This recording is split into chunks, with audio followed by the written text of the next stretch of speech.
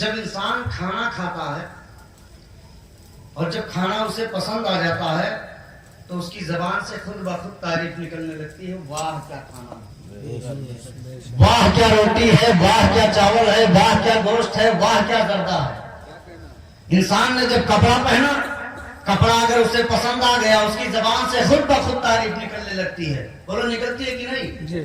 واہ کیا کرتا ہے، واہ کیا امامہ ہے، واہ کیا ٹوپی ہے، واہ کیا پاجامہ ہے، واہ کیا جبہ ہے۔ یعنی یہ انسان کی فطرت کا معاملہ ہے کہ جب بھی وہ کوئی چیز دیکھے گا اور اسے پسند آ جائے تو اس کی زبان سے خود بخود تعریف نکلنے لگتی ہے۔ تو اس کا مطلب یہ ہے کہ جب سرکار اعلیٰ حضرت نے مقام غوث اعظم کو دیکھا ہوگا تو ان کی زبان سے خود بخود تعریف نکلنے لگی، واہ کیا مرتبہ اے غوث ہے بالا تیرا، کہ اونچے اونچوں کے سروں سے ہے قدم اعلیٰ تیرا۔ سبحان اللہ سبحان اللہ، اونچے اونچوں کے سروں سے ہے قدم اعلیٰ تیرا۔ اب ہم نے سرکار اعلیٰ حضرت کی بارگاہ میں عریضہ لگایا، اے آقا امام احمد رضا، اے بریلی کے تاجدار، آپ نے مقام غوث اعظم کو دیکھا تو کتنا دیکھا، آپ نے مقام غوث اعظم کو جانا تو کتنا جانا، آپ نے مقام غوث اعظم کو پہچانا تو کتنا پہچانا۔ سرکار اعلیٰ حضرت فرماتے ہیں کہ مقام غوث اعظم کو دیکھنے کے لیے نظروں کا بلند ہونا ضروری ہے۔ جس کے نظروں کی رسائی ان کے سر تک ہوگی وہی بتا پائے گا ان کی بلندی کیا ہے، ان کا مقام کیا ہے، ان کا مرتبہ کیا ہے، ان کا رتبہ کیا ہے، ان کی عظمت کیسی ہے، ان کی شان کیسی ہے، ان کی شہرت کیسی ہے، ان کے لب کیسے ہیں، ان کے رخسار کیسے ہیں، ان کی زلفیں کیسی ہے، ان کے بازو کیسے ہیں، ان کا سینہ کیسا ہے، یہ وہی بتا پائے گا جس کی نظروں کی رسائی ان کے سر تک ہوگی۔ مگر میرے نظروں کی رسائی ان کے سر تک ہی نہیں، پھر میں کیسے بتا پاؤں گا ان کی بلندی کیا ہے، ان کا مقام کیا ہے، ان کا مرتبہ کیا ہے، ان کی عظمت کیسی ہے، ان کی شہرت کیسی ہے، ان کی شہرت کیسی ہے، ان کے لب کیسے ہے، ان کے رخسار کیسے ہے، ان کا سینہ کیسا ہے، ان کے بازو کیسے ہے، ان کی زلفیں کیسی ہے، ان کی آنکھیں کیسی ہے، یہ وہی بتا پائے گا جس کے نظروں کی رسائی ان کے سر تک ہوگی۔ مگر میں اتنا ہی جانتا ہوں کہ سر بھلا کیا کوئی جانے کی ہے کیسا تیرا، بے اولیاء ملتے ہیں آنکھیں وہ ہے تلوا تیرا، اولیاء ملتے ہیں آنکھیں وہ ہے تلوا تیرا۔ اب ہم نے سرکار اعلیٰ حضرت کی بارگاہ میں عریضہ لگایا، اے آقا امام احمد رضا، اے بریلی کے تاجدار، آپ کے شعر کے مفہوم نے ہمیں یہ سمجھا دیا اور ہم جان گئے کہ جہاں پر تمام اولیاء اللہ کا مرتبہ ختم ہوتا ہے وہی جگہ سے پاک کا مرتبہ شروع ہوتا ہے۔ اب ہم نے تمام اولیاء اللہ کی بارگاہ میں عریضہ لگایا، اے سرکاران عالم، آپ اپنی آنکھوں کی پتلیوں کو نکال نکال کر طلبے غوث پاک سے کیوں مس کر رہے ہو؟ تو تمام اولیاء عالم بیک زبان ہو کے ارشاد فرمانے لگے کہ اگر ہم اپنی آنکھوں کی پتلیوں کو نکال نکال کر طلبے غوث پاک سے مس نہ کریں گے تو ہم اپنی آنکھوں میں نور کہاں سے پائیں گے؟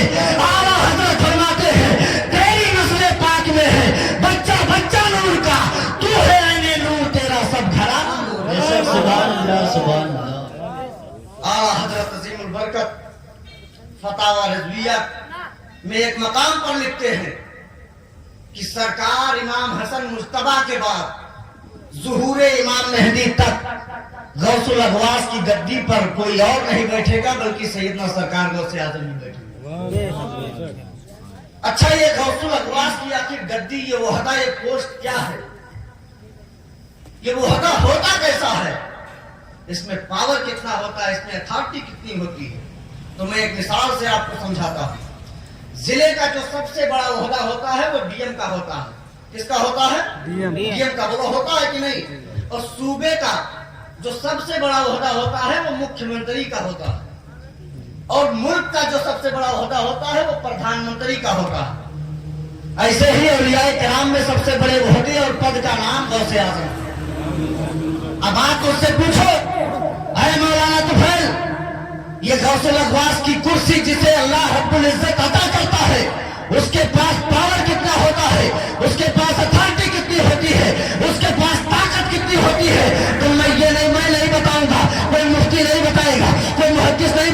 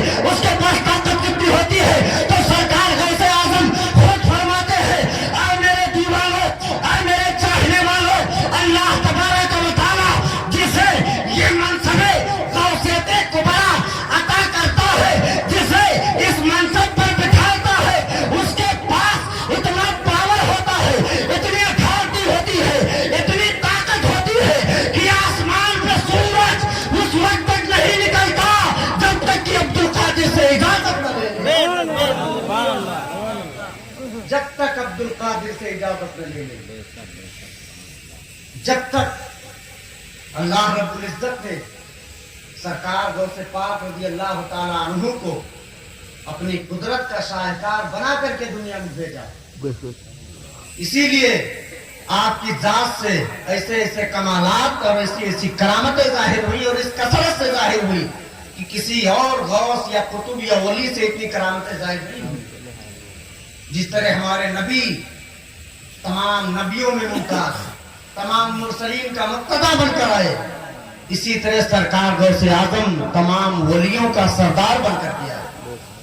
آپ خود فرماتے ہیں قصیدہ غوثیہ میں وَكُلُّ وَلِيٍّ لَهُ قَدْرٌ وَإِنِّي عَلَىٰ قَدْرِ النَّبِيِّ بَدْرٍ کمالی، یعنی ہر ولی کسی نہ کسی نبی کا مظہر ہوتا ہے، لیکن میں کسی اور نبی کا مظہر نہیں ہوں بلکہ امام الانبیاء سید المرسلین کا مظہر ہوں. امام الانبیاء سید المرسلین کا مظہر ہوں. اسی لیے سرکار کی ذات سے جتنے معجزات ظاہر ہوئے کسی اور نبی کی ذات سے اتنے معجزات ظاہر نہیں ہوئے، اور سرکار غوث پاک کی ذات سے جتنی کرامتیں ظاہر ہوئی کسی اور ولی کی ذات سے اتنی کرامتیں ظاہر نہیں ہوئی. آپ پر اس زمانے سے لے کر اب تک کتابیں لکھی جا رہی ہیں، اور کتابیں لکھنے والوں میں صرف حنفی، شافعی، مالکی، حنبلی ہی نہیں بلکہ چاروں سلسلے کے علماء، چاروں سلسلے کے مشائخ سرکار غوث پاک سے لے کر اب تک بڑے بڑے مجتہدین اور محدثین نے آپ پر کتابیں لکھی اور آپ کی بارگاہ میں اپنی عقیدتوں کا خراج پیش کیا. سرکار غوث پاک رضی اللہ تعالیٰ عنہ تحدیث نعمت کے طور پر فرماتے ہیں کہ میری آنکھوں کی پتلی لوح محفوظ میں ہے. کہاں ہے؟ لوح محفوظ میں ہے، اور لوح محفوظ سے کائنات عالم کا کوئی ذرہ باہر نہیں ہے، وہ سیدھا نہیں ہے، اور سرکار غوث پاک کی نگاہوں میں لوح محفوظ ہے.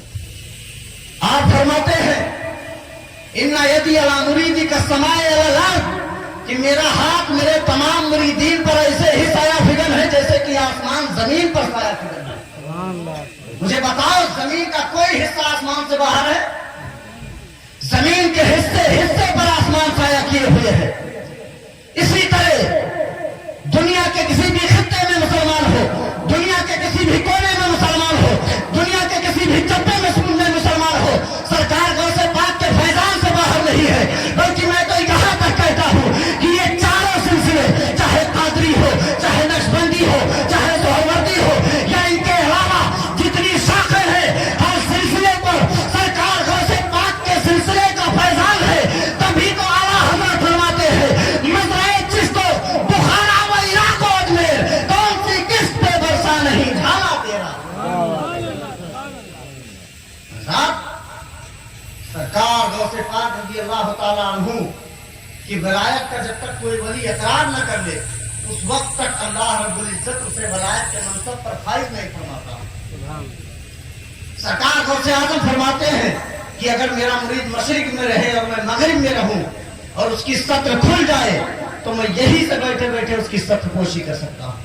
بولو سبحان اللہ. سرکار غوث اعظم فرماتے ہیں ان الانس لهم سیوف، ان الجن لهم سیوف، ان الملائکۃ لهم سیوف وانا شیخ الکل. سرکار غوث اعظم فرماتے ہیں انسانوں کے بھی پیر ہوتے ہیں، جناتوں کے بھی پیر ہوتے ہیں، فرشتوں کے بھی پیر ہوتے ہیں، لیکن سرکار غوث اعظم فرماتے ہیں میں صرف انسانوں کا پیر نہیں ہوں، صرف جناتوں کا پیر نہیں ہوں، صرف فرشتوں کا پیر نہیں ہوں، بلکہ آپ فرماتے ہیں وانا شیخ الکل، بلکہ میں سب کا پیر ہوں. اسی لیے ہر پیر صرف پیر ہوتا ہے اور سرکار غوث اعظم پیرانے پیر ہے. آپ کی عظمت اور رفعت شان کا خطبہ ان لوگوں نے بھی پڑھا جو سرکار غوث اعظم رضی اللہ تعالیٰ عنہ کے پیدا ہونے سے پہلے اس دنیا میں آئے. سرکار غوث اعظم کے پیدا ہونے سے پہلے اس دنیا میں آئے. بڑے بڑے اکابرین، بڑے بڑے اولیاء کرام، بڑے بڑے مجتہدین اور محدثین نے آپ کی عظمت اور رفعت شان کا خطبہ پڑھا اور اپنے ماننے والوں کو یہ درس دے دیا کہ ان قریب وہ ولی آنے والے ہیں جو بغداد کے منبر سے بیٹھ کر یہ اعلان کریں گے قدمی حاضری علی رقبت کل ولی اللہ، کہ یہ میرا قدم تمام اولیاء اللہ کی گردن پر ہے. تو اس وقت پورے زمین کے تمام اولیاء کرام اپنی اپنی گردنیں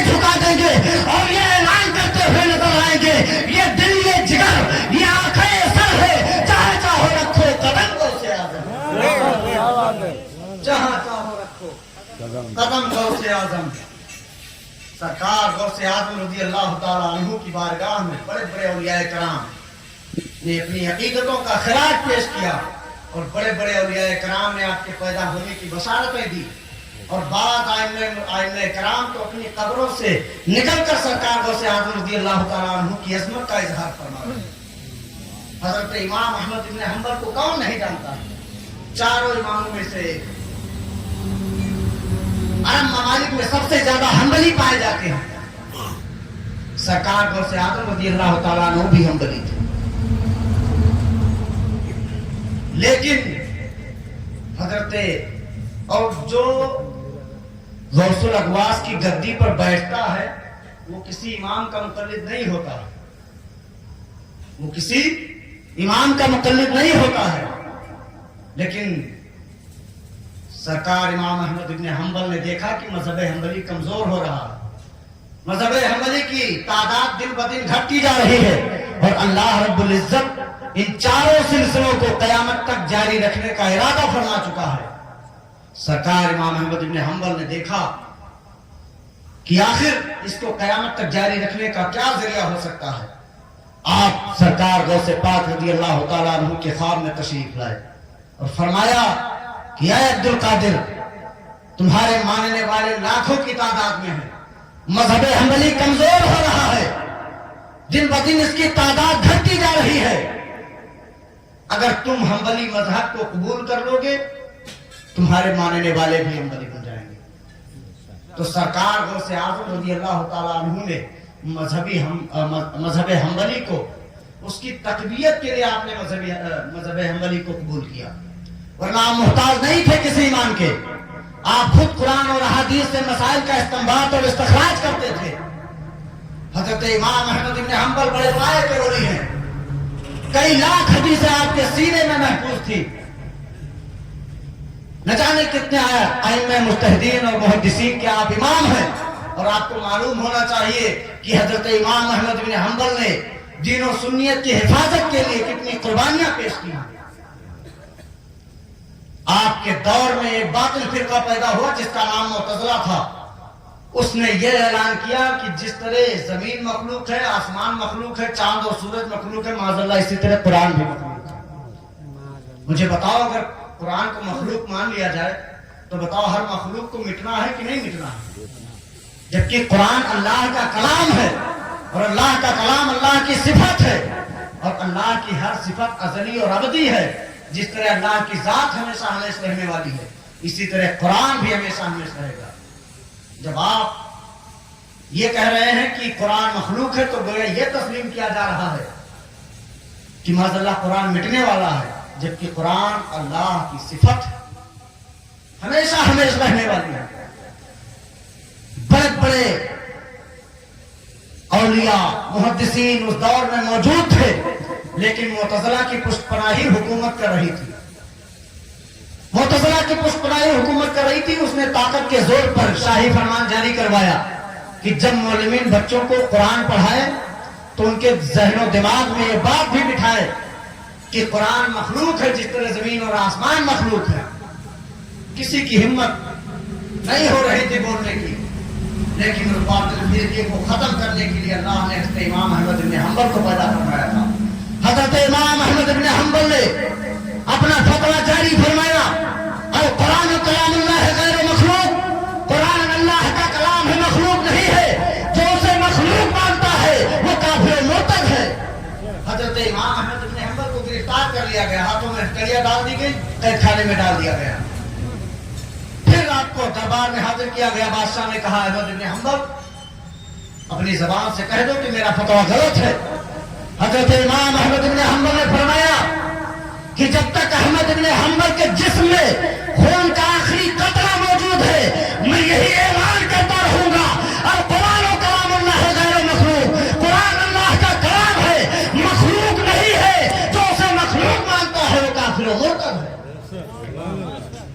आपको गिरफ्तार करके हाथों में हथकड़ियां डाल दी गई, पैरों में बेड़ियां डाल करके तो जो है कैद खाने में बंद कर दिया गया।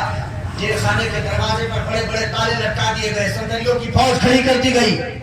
लेकिन हजरत इमाम अहमद इब्न हंबल جب چاہتے قید خانے سے باہر ہو جاتے ہو بغداد کے چوراہے پر اسٹیج لگا تقریر.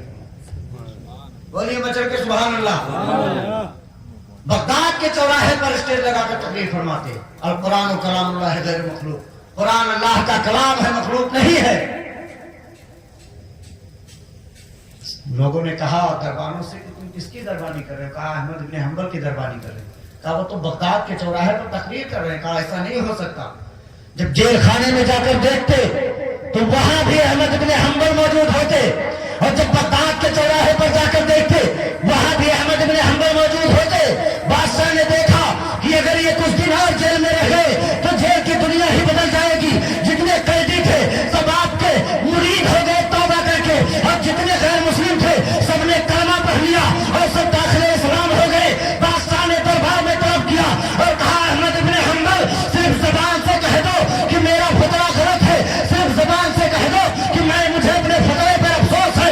احمد ابن حنبل نے فرمایا، دربار شاہی میں کھڑے ہو کر کے بادشاہ کی آنکھوں میں آ کے ڈال کر کے فرمایا، اے بادشاہ سن، احمد ابن حنبل کے جسم میں جب تک جان باقی ہے، جب تک سانس باقی ہے، میں یہی اعلان کرتا رہوں گا، القرآن و کلام اللہ ہے غیر مخلوق. قرآن اللہ کا کلام ہے، مخلوق نہیں ہے. جو اسے مخلوق مانتا ہے وہ کافر و مرتد ہے. بادشاہ نے کہا کہ اس کے ہاتھوں کو باندھ دیا جائے اور کرتا اتار دیا جائے اور اس کے اوپر کوڑوں کی برسات کی جائے.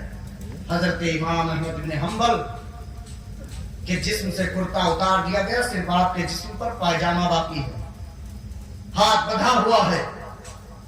کوڑے مارے جا رہے. پہلا کوڑا مارا، فرمایا بسم اللہ الرحمن الرحیم.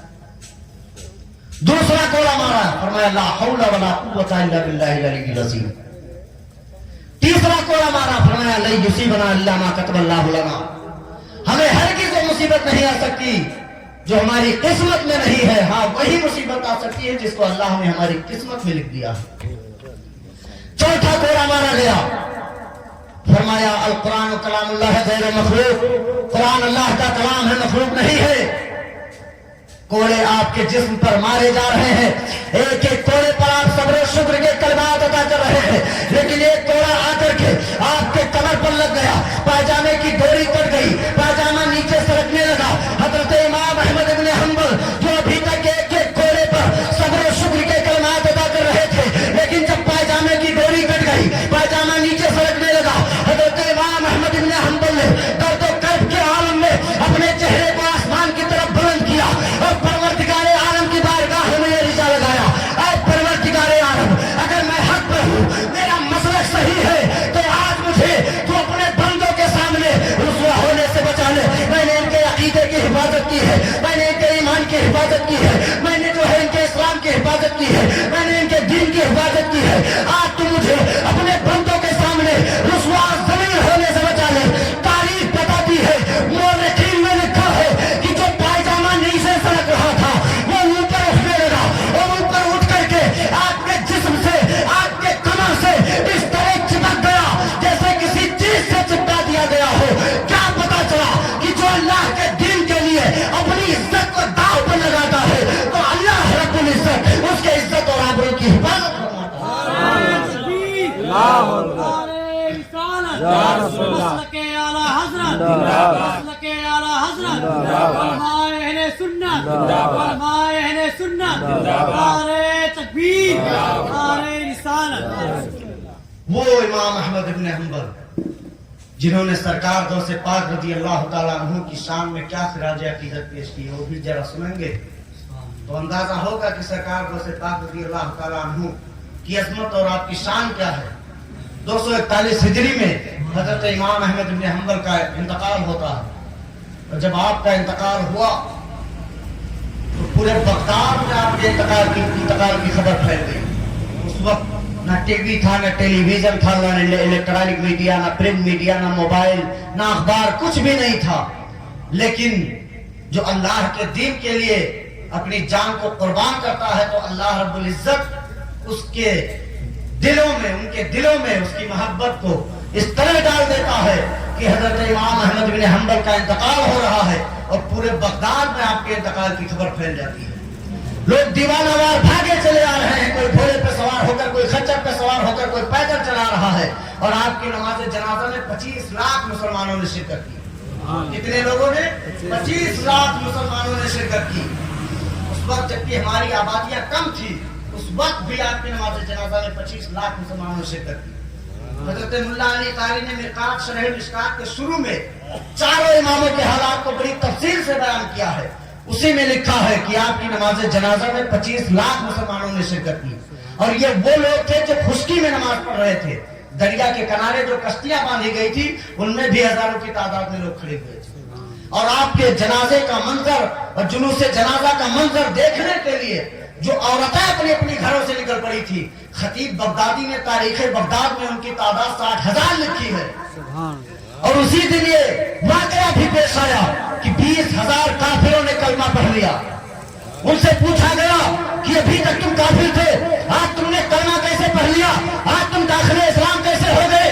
तो उन लोगों ने फरमाया कि जिसकी नमाज़े जनाजा में 25 लाख मुसलमान शिरकत करे, वो कभी झूठा नहीं हो सकता। जब वो झूठा नहीं हो सकता तो जिस दीन को मानता है वो दीन भी झूठा नहीं हो सकता। जिस किताब पर वो ईमान रखता है वो किताब भी झूठी नहीं हो सकती। जिस नबी का वो कलमा पढ़ता है वो नबी भी झूठा नहीं हो सकता। हमने इमाम अहमद इब्न हंबल की के जनाजे की सच्चाई से मज़हब इस्लाम की सच्चाई का अंदाजा लगा लिया और हम सब ने कलमा पढ़ लिया और हम सब दाखिले इस्लाम हो गए। सुभान अल्लाह, सुभान अल्लाह।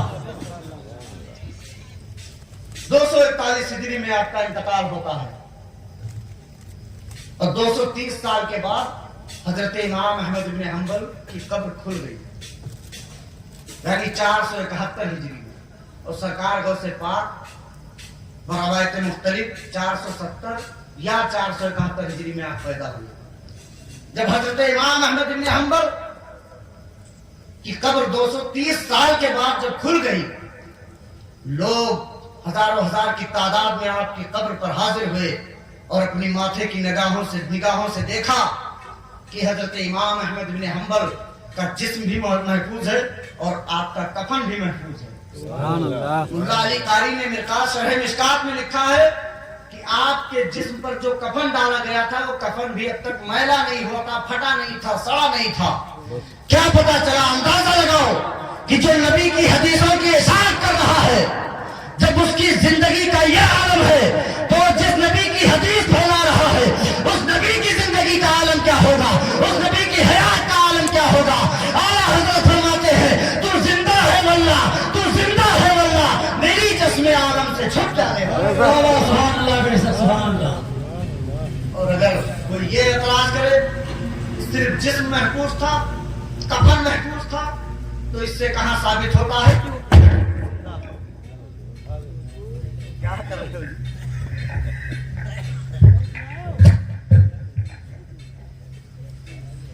कोई अगर ये एतराज करे कि सिर्फ जिस्म और कफन महफूज था, तो इससे कहां साबित होता है कि वो जिंदा है? तो सुनिए, बहजतुल असरार अल्लामा शतरूफी की बहुत मशहूर किताब है। जिस तरह मुहद्दिसीन पूरी सनद के साथ हदीस बयान करते हैं, इसी तरह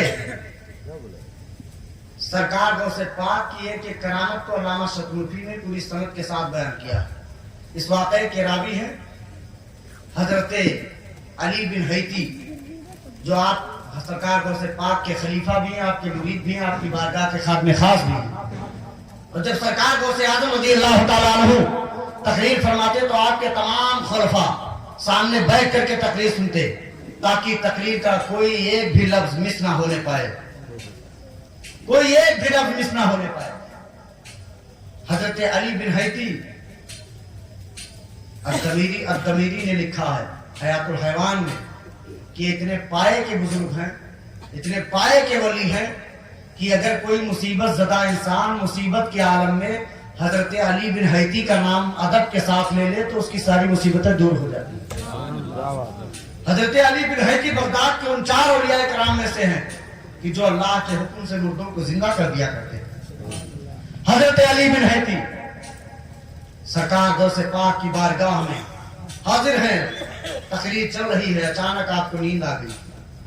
जब नींद आई, मेरे आका अलैहिस्सलातु तस्लीम उनकी ख्वाब में तशरीफ ले आए। जब अली बिन हैती की ख्वाब में मेरे आका तशरीफ लाए इधर सरकार गौसे आजम अपने मिंबर से उठ करके और अली बिन हैती के सामने हाथ बांध करके खड़े हो गए। हजरत अली बिन हैती की जब आंख खुली, देखा मेरे मुर्शिद मेरे सामने खड़े हैं, बड़े परेशान हुए, बड़ी शर्मिंदगी महसूस हुई। अर्ज करते हैं कि सरकार मेरी आंख लग गई थी, मुझे पता ही नहीं चला कि आप मेरे सामने खड़े हैं, लेकिन जब मेरी आंख लगी तो मदीना का माहे तमाम मेरी खान में तशरीफ लाया था, मैं सरकार की जियारत से मुशर्रफ हो रहा था।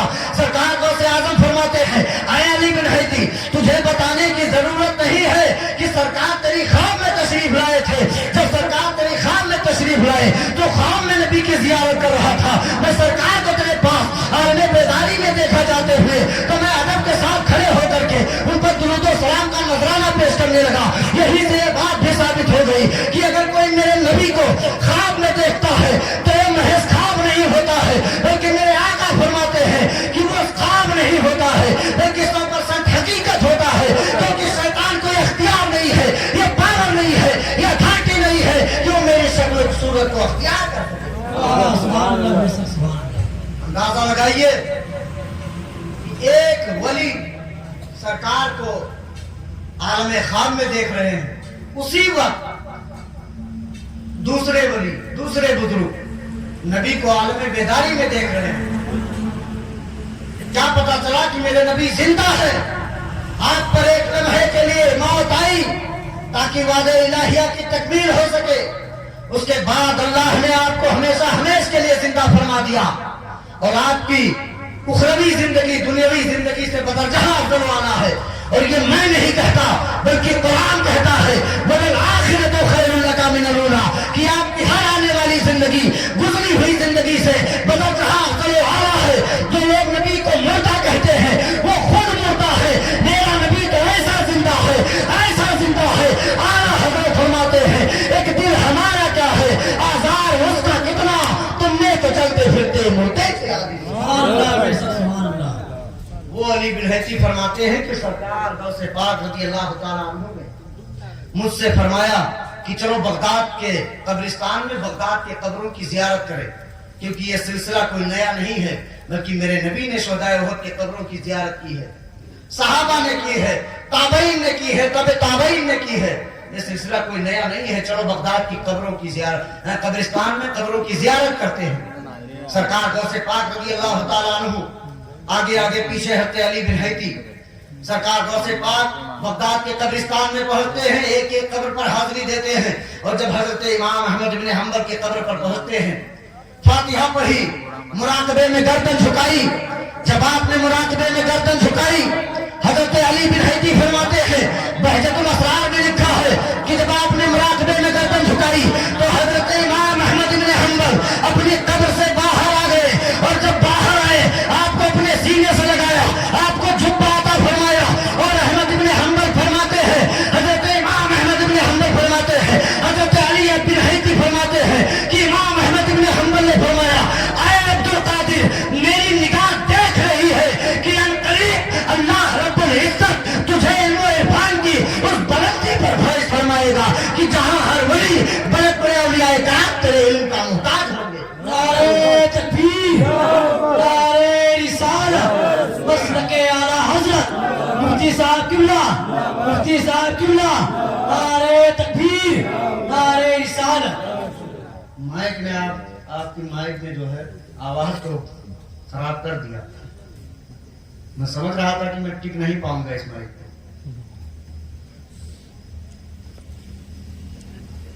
बस आखिरी बात मुलाहिजा करें, उसके बाद मैं अपनी गुफ्तगू खत्म करता हूं। सरकार गौसे पाक रज़ी अल्लाह तआला अन्हु की करामत को अगर बयान किया जाए तो करामतों का बाब खत्म हो सकता है, लेकिन आपकी अजमत और आपकी शान खत्म नहीं हो सकती। आपके जमाने के एक वली हैं हजरत शेख मोहम्मद मगरिबी, इस सरकार गौसे पाक के जमाने के हैं। ये मगरिब के सबसे बड़े शेख और इमामुल औलिया थे, और मशरिक के सबसे बड़े शेख और इमामुल औलिया सरकार गौसे पाक रज़ी अल्लाह तआला अन्हु थे। उस जमाने में मशहूर था कि मगरिब में सबसे बड़े वली इमामुल औलिया शेख मोहम्मद मगरिबी हैं, और मशरिक में सबसे बड़ी बड़े वली और इमाम औलिया सैयदना सरकार गौसे आजम, वो शेख मोहम्मद मगरिबी सरकार गौसे पाक की बारगाह में किस तरह खराज अकीदत पेश करते हैं कि जरा सुने। हजरत शेख मोहम्मद मगरिबी अपने खानकाह में बैठे हैं, मुरीदीन का मजमा लगा है। अचानक आप पर जज्ब की कैफियत तारी हो गई, और जब आप पर जज्ब की कैफियत तारी हुई तो आपने फरमाया, ऐ अल्लाह मैं तुझे गवाह बनाता हूँ, तेरे फरिश्तों को गवाह बनाता हूँ। मैंने उनकी बात सुनी और उनकी इताअत कबूल की। जब मुरीदीन ने देखा कि ये बेरब्त जुमला आपकी ज़बान पर कैसे जारी हो गया, जब हजरत शेख मोहम्मद मगरिबी बेदारी में आए तो मुरीदीन ने पूछा कि सरकार ये बेरब्त जुमला आपकी ज़बान पर कैसे जारी हो गया। हजरत शेख मोहम्मद मगरिबी फरमाते हैं कि अभी जब मैं अपनी खानकाह में बैठा हुआ था, अचानक मुझ पर जज्ब की कैफियत तारी हुई, और जब मुझ पर जज्ब की कैफियत तारी हुई तो मैंने देखा कि बगदाद के मिंबर से गौसे आजम ये ऐलान कर रहे हैं, कदमी हाज़िरी अला रक़बते कुल्ले वलील्लाह, कि मेरा ये कदम तमाम औलिया अल्लाह की गर्दन पर है। तो मैंने अपने दिल पर ये महसूस किया कि अल्लाह की जानिब से मेरे दिल पर ये इल्हाम आ रहा है कि तमाम औलिया किराम ने अपनी अपनी गर्दनें इस फरमान पर झुका दी है, तू भी अपनी गर्दन इस फरमान पर झुका दे। तो मैंने अपनी गर्दन उस फरमान पर झुका दी और अल्लाह उसके फरिश्तों को गवाह बनाया और उनकी बात सुनी, उनकी इताअत कबूल की।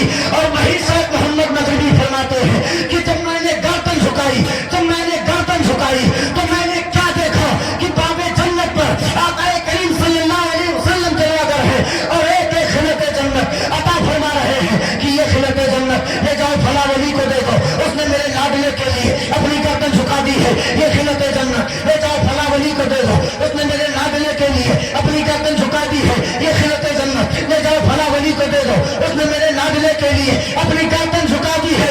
अगर दुनिया में वलियों को जन्नती जोड़ा मिल रहा है तो ये सरकार गौसे पाक के सदके में मिल रहा है। आला हज़रत फरमाते हैं तेरी सरकार में लाता है रज़ा उसको शफी जो मेरा गौस है और लाडला बेटा तेरा। सुभान अल्लाह। सरकार गौसे पाक रज़ी अल्लाह तआला अन्हु बड़ी शान है, बड़ी शान है। जबकि बोलिए सुभान अल्लाह। सरकार गौसे पाक को अल्लाह ने ये ताकत और ये पावर अता की है कि जैसे राई को हथेली पर रख करके देखा जाए, इसी तरह पूरी दुनिया का मुशाहिदा करते हैं। तो क्यों ना देखे। सरकार गौसे पाक रज़ी अल्लाह तआला अन्हु के दरवाजे पर एक फकीर आया, उसने सलाम किया। सरकार गौसे आज़म रज़ी अल्लाह तआला अन्हु भी छोटे से हैं, दरवाजे पर आया, आपने उस फकीर के सलाम का जवाब 2 मरतबा इनायत किया। कै मरतबा? 2 मरतबा। वो फकीर हैरान और परेशान है, यार मैंने सलाम 1 मरतबा किया है, जवाब 2 मरतबा इस बच्चे ने दिया है, आखिर वजह क्या है, मामला क्या है? कहा है बच्चे हो बहुत छोटे बातें बड़ों की करते हो बहुत छोटे बातें बड़ों वाली करते हो। मैंने सलाम 1 मरतबा किया है, जवाब 1 मरतबा होना चाहिए, लेकिन तुमने 2 मरतबा क्यों दिया है? सरकार गौसे पाक फरमाते हैं अरे फकीर तू याद कर, मेरे पैदा होने से पहले मेरे दरवाजे पर तू आया था, तूने सलाम किया था, घर से जवाब न मिला था, इसलिए एक उस सलाम का जवाब है और एक आज के सलाम का जवाब है। एक उस सलाम का जवाब है और एक आज के सलाम का जवाब है। अच्छा बताओ, अगर देखते नहीं पहचानते नहीं तो सलाम का जवाब किसी और को भी दे सकते थे, लेकिन इससे पता चलता है कि सरकार घर से पाक उसे देख भी रहे थे, उसे सुन भी रहे थे, उसे पहचान भी रहे थे। अरे जब सरकार गौस आजम का आलम ये है तो फिर मदीने के रहमत आलम का आलम क्या होगा, जब उनके गदा भर देते हैं शाहाने जमाना की झोली, मुहताज का जब ये आलम है मुख्तार का आलम। ये है सरकार गौस आजम रज़ी अल्लाह तआला अन्हु की अजमत, शान। मेरे प्यारे, आवाज जो है बैठ चुकी है, माइक जो है आप हजरात जानते ही हैं, शुरू से अब तक जितने खतबा शोरा सब परेशान हुए इस माइक से, मैं भी परेशान हो गया। लेकिन चलिए, जितनी देर खिदमत कर दी थी आप भी थोड़ी सुस्ती में आ गए हैं, बस मैं यहीं पे अपनी बात को ख़त्म करता हूँ और परवरदिगार आलम की बारगाह में दुआ करता हूँ कि मौला हमारे बोलने में, सामीन के सुनने में कोई लफ्ज़ कोई ख़ता सबक़त लिसानी हुई हो मौला تم اتنے علماء کو اتنے سامعین کو گواہ بنا کے توبہ کرتا ہوں استغفر اللہ ربی من کل ذنب واتوب الیہ لا الہ الا اللہ محمد رسول اللہ صلی اللہ علیہ وسلم